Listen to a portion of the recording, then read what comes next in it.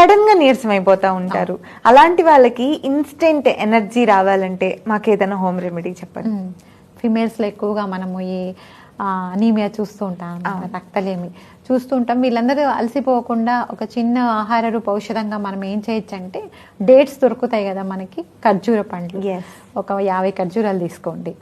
తీసిన తర్వాత దానికి ఒక 100 గ్రాముల నెయ్యి, 100 గ్రాముల నెయ్యి కలుపుతాం అనమాట.